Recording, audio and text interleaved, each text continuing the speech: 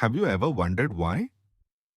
A hospital doctor and a rickshaw driver both live in the same city, both shop at the same market, yet their financial decisions are so different from each other? What is the reason that every one of us thinks about money so differently? The answer is the mind's game. In today's video, we will uncover the 9 deep secrets from Morgan Housel's best-selling book, The Psychology of Money, that will transform your financial life forever. Housel's core argument is that doing well with money has little to do with how smart you are and a lot to do with how you behave.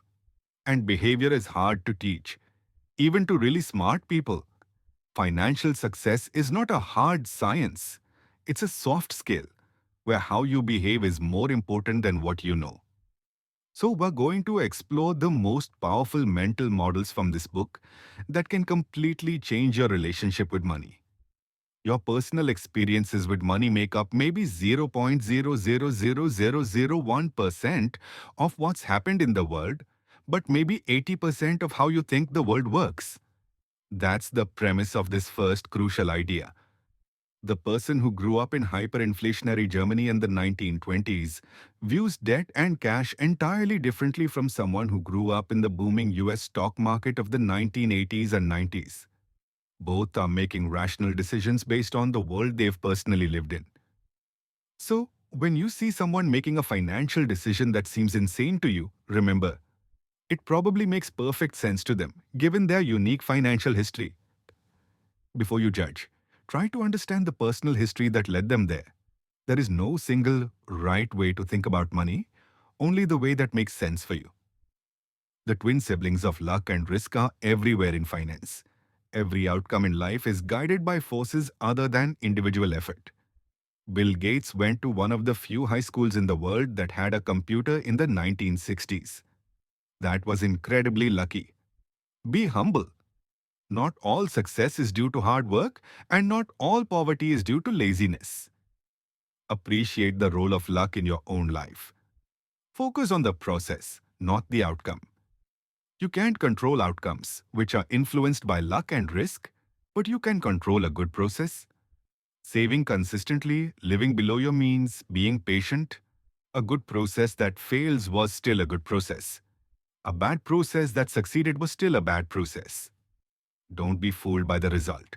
When Ray Dalio, the billionaire founder of Bridgewater, was asked about the 2008 financial crisis, he said the root cause was people who had a lot of money and didn't have much money and wanted to have a lot more money.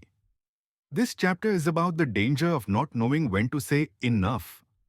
Housel tells the tragic story of Rajat Gupta, a man who had achieved everything: CEO of McKinsey, board seats, immense wealth and respect.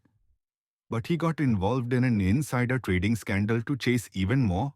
He risked it all for something he didn't need and lost his reputation, his freedom, and everything he had built. The hardest financial skill is getting the goalpost to stop moving. Modern capitalism is a fantastic machine for generating more, but it provides no instruction on when to stop. Knowing when you have enough can prevent you from risking what you have and need for what you don't have and don't need. We often think of compounding in terms of money. Warren Buffett's fortune isn't just due to being a good investor, it's due to being a good investor since he was literally a child. His skill is investing, but his secret is time. The lesson here is to be patient. You don't need tremendous returns. You need consistent, decent returns, sustained for a very, very long time. The counterintuitive nature of compounding is why it's so often overlooked. It's boring, it's quiet, but it's the most powerful force in finance. Housel makes a vital distinction. Getting money requires taking risks, being optimistic, and putting yourself out there. Staying wealthy, however, requires the opposite: humility, frugality, and paranoia. It requires recognizing that the world is a chaotic place and that a portion of what you've achieved can be attributed to luck. The financial history books are filled with stories of people who made a fortune and then lost it. They failed to make the mental switch from offense to defense. The key is to understand that financial survival is the most important part of the strategy. You want to be financially unbreakable. That way, you can stick around long enough for compounding to do its work. The ability to stay in the game, to not have to sell your assets in a downturn, is an insanely powerful competitive advantage. What is the ultimate purpose of money? For most of us, it's not to buy more stuff. It's to gain control over your time. The highest form of wealth is the ability to wake up every morning and say, I can do whatever I want today. Having control over your time is the highest dividend that money pays. No amount of luxury goods will make up for a life spent in meetings you don't want to be in, or a job you hate, or a commute that drains your soul. Money's greatest intrinsic value is the ability to give you options and control.